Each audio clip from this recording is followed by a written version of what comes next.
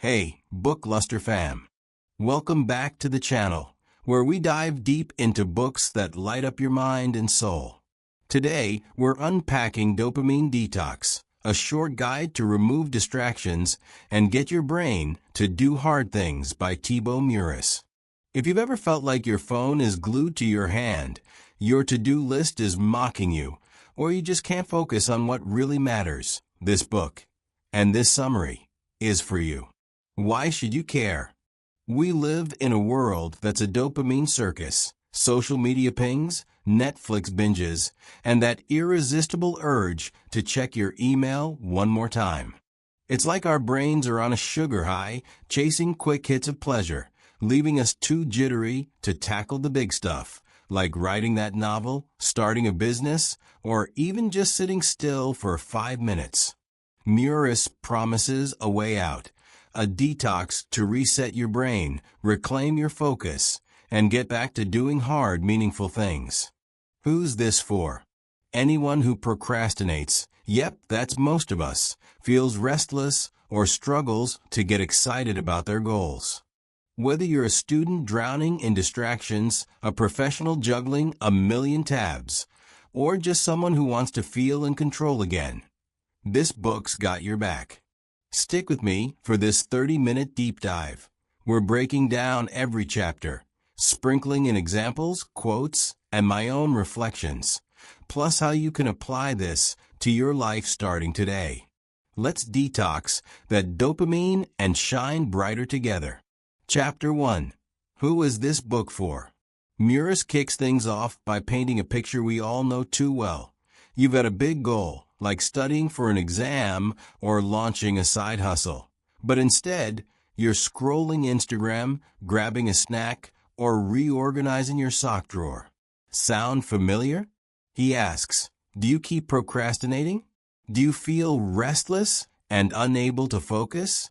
Do you have trouble getting excited about major goals?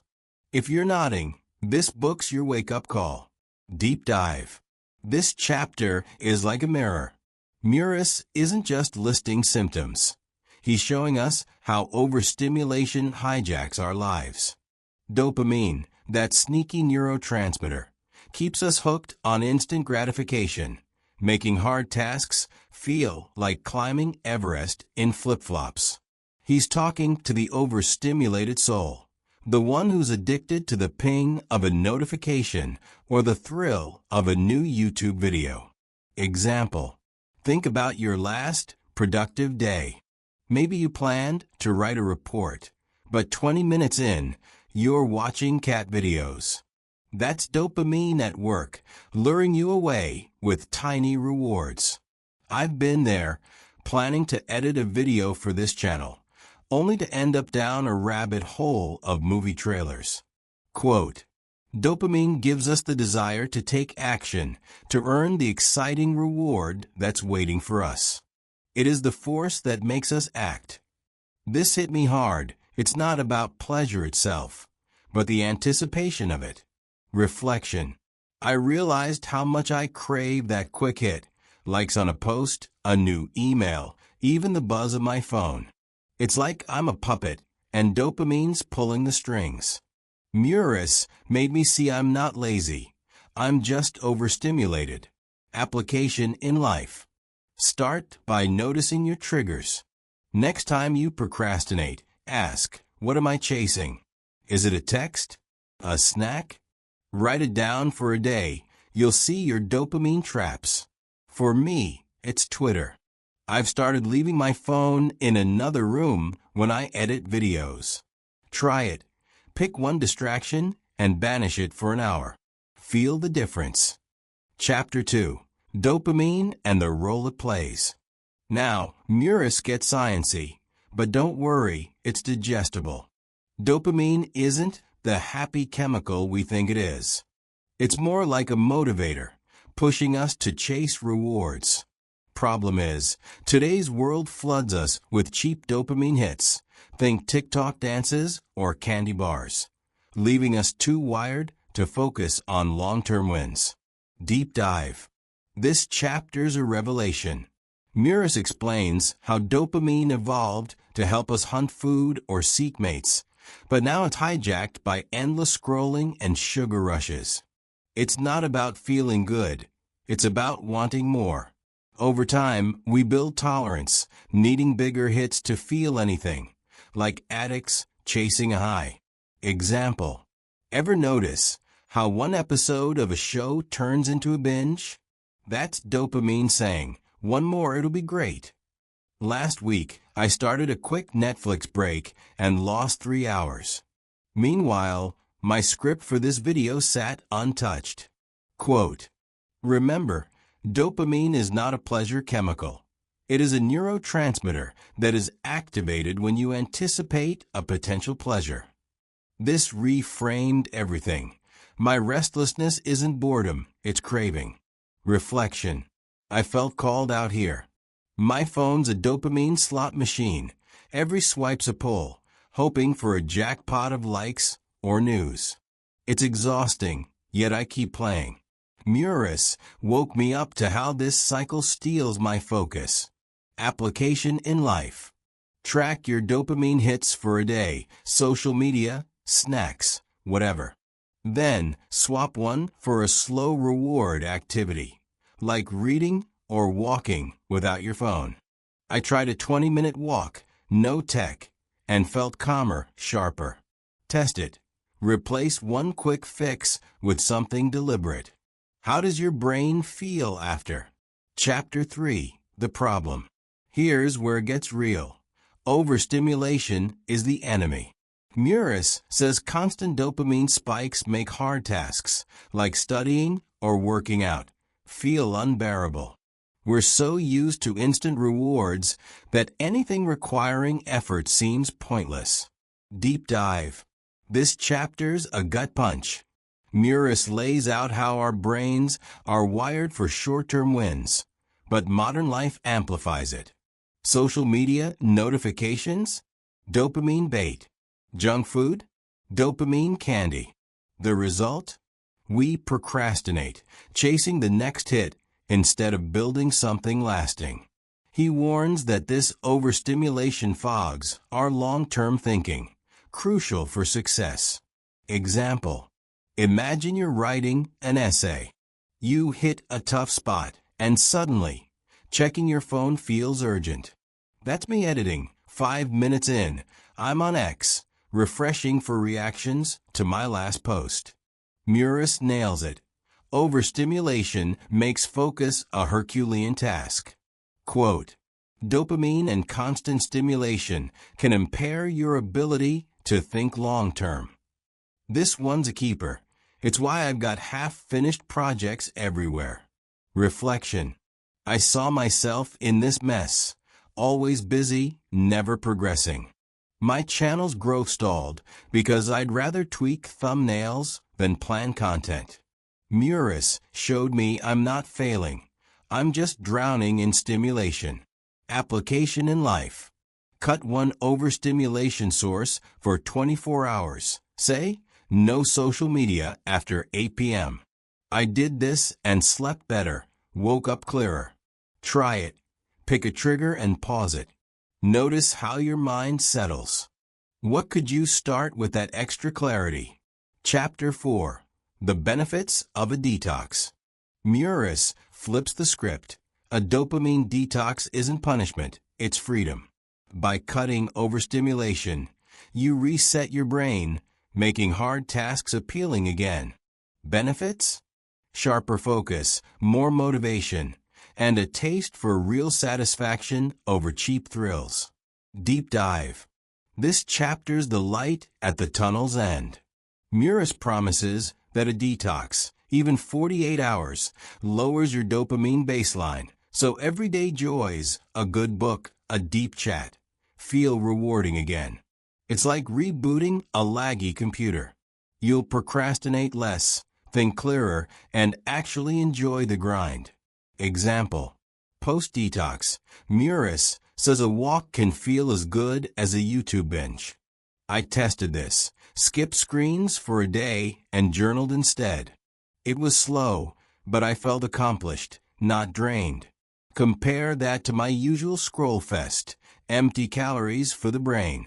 Quote, "A dopamine detox can help you improve your focus, motivation, and productivity. Simple but profound. I want that." Reflection. I've always chased quick wins, views, likes, but they fade fast. Meurisse made me crave deeper rewards, like finishing this summary for you all. It's a shift from instant to intentional. Application in life. Try a mini detox, 12 hours, no screens. Cook a meal, stretch, or daydream. I did, and my next video idea hit me like lightning. Do it. See what sparks when the noise fades. What might you rediscover? Chapter 5. A 3-step method for a successful detox. Meurisse gets practical with a 3-step plan. 1. Identify your triggers. 2. Eliminate them for 48 hours. 3.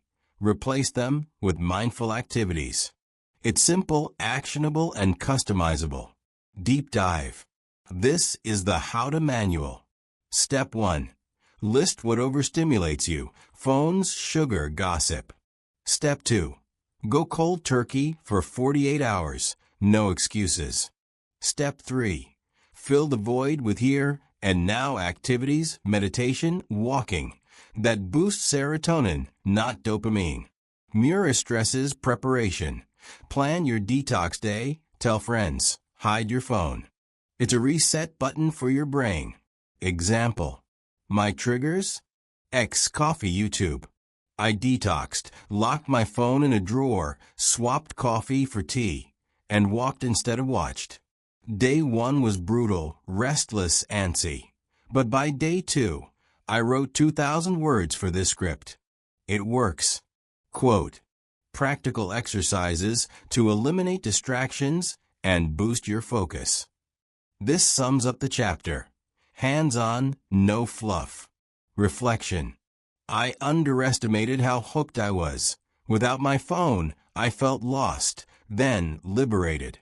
Meurisse's method showed me I can break free, even briefly, and reclaim my mind. Application in life. Plan your 48-hour detox.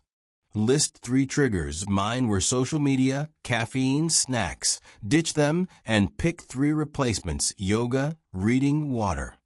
I felt jittery, then focused. Try it. What's your first step? How will you fill the quiet? Chapter 6. Doing the work and overcoming procrastination. Now Meurisse tackles the aftermath. Using your detoxed brain to crush procrastination. Focus on one task, break it into chunks, and build momentum. Hard work becomes doable when dopamine's not screaming for attention. Deep dive. This chapter's about action. Post-detox, your brain's primed. Less distracted, more present. Meurisse says procrastination thrives on overstimulation. Strip that away, and you can face the tough stuff. He pushes single tasking and consistency. Small wins stack up. Example. Pre-detox, editing a video felt overwhelming. Too many cuts, too tempting to check X. Post-detox, I focused on one scene at a time. Finished in 2 hours, no breaks. It's like my brain said, "Oh, this isn't so bad." Quote, the key to productivity can be summarized in 3 words: focus, consistency, and impact. Gold, my new mantra. Reflection. I've always multitasked, editing while tweeting while snacking. Meurisse showed me that's a dopamine trap. Single tasking feels slower, but gets me further. This summary's proof. Application in life. Pick one hard task you've dodged: writing, exercising, whatever. Post-detox, break it into 15-minute chunks. I tackled a backlog of emails this way. Done in an hour. Try it. What's your one task? How will you chunk it? Chapter 7. Avoiding dopamine relapse. Last stop, staying detoxed. Meurisse warns that old habits creep back: social media, sugar, chaos. He suggests long-term fixes, limit triggers, build routines, and reflect on your goals to keep focus sharp. Deep dive. This chapter's the maintenance plan. A detox isn't a one-off, it's a lifestyle shift. Meurisse advises cutting screen time, savoring boredom, and checking in. Are my goals still mine? It's about rewiring for patience, not instant gratification. Example: I relapsed hard, detoxed, then binged X the next day. Meurisse's tip: set boundaries. Now, I get 30 minutes of social media daily, post-work. It's freedom with guardrails. I'm still here, not lost in the feed. Quote: build the foundations for success one brick at a time. Patience, not hustle, revolutionary for my go-go-go brain. Reflection: I'm a sprinter, not a marathoner, always chasing the next high. Meurisse taught me slow wins. This channel's growing because I'm pacing myself now, not burning out. Application in life. Set a post-detox rule. Say, no phone till noon. I did, and mornings became sacred work time. Try it. What's your boundary? How will you protect your focus long-term? Conclusion. Wrapping up the detox journey. And there you have it, Book Luster Crew, our deep dive into dopamine detox. Meurisse takes us from overstimulation's chaos to focus's calm, showing us how to ditch distractions and embrace hard, meaningful work. It's not just a book, it's a toolkit for a clearer, more intentional life. I've started my detox journey, less X, more writing, and I'm hooked on the clarity. Will you join me? Questions for the audience. What's your biggest dopamine trap? Social media, snacks, TV? Drop it in the comments. If you did a 48-hour detox, what hard task would you tackle first? How do you feel when you're overstimulated, restless, foggy, something else? What's one slow reward activity, like walking or journaling, you try instead of a quick hit? How do you think long-term focus could change your life? Big goals, small wins, anything? Thanks for watching, Book Luster fam. Hit that like button if this resonated. Subscribe for more summaries. And let's keep shining through books together.